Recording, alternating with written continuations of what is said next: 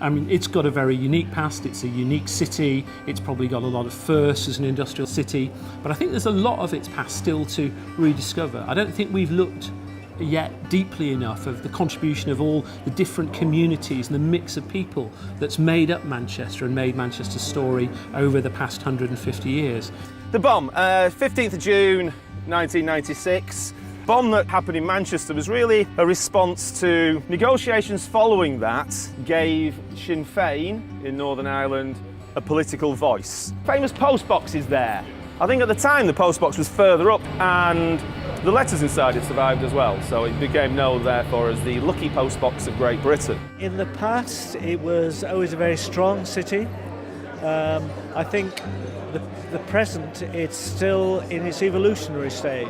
What we're doing at the moment and what the city is doing at the moment is transforming a city that was very much part of the Industrial Revolution to something which is a city where people can live and enjoy the spaces.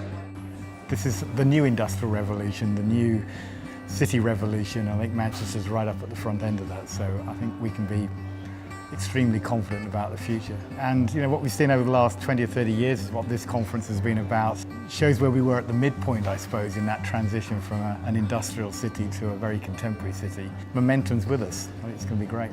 Diversification of points of view around the city. I really like point of view of the arts.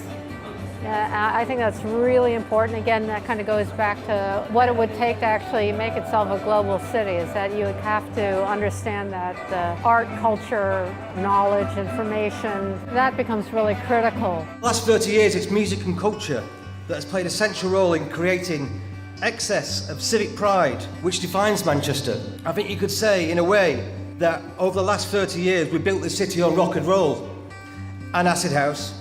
And I haven't been there to see a lot of the past in Manchester, but I know of the future, and I think there's quite a lot of really exciting, good things that are coming up, especially from the young people as well, speaking as a young person. I really enjoyed just learning about what it took to rebuild the place, and from the actual people who kind of designed, you know, it was quite, I think for me, and as a young person, it was quite educational. I think there's a lot that needs to be done in terms of bringing young people genuinely into the conversation and into the decision making at what I would call the important and big tables. For a vibrant, young, demographically diverse city, I don't think it's listening nearly enough to young people's engagement and input. Tremendously in terms of new neighbourhoods. You know, we're looking at spinning fields, what a fantastic asset that is for the city.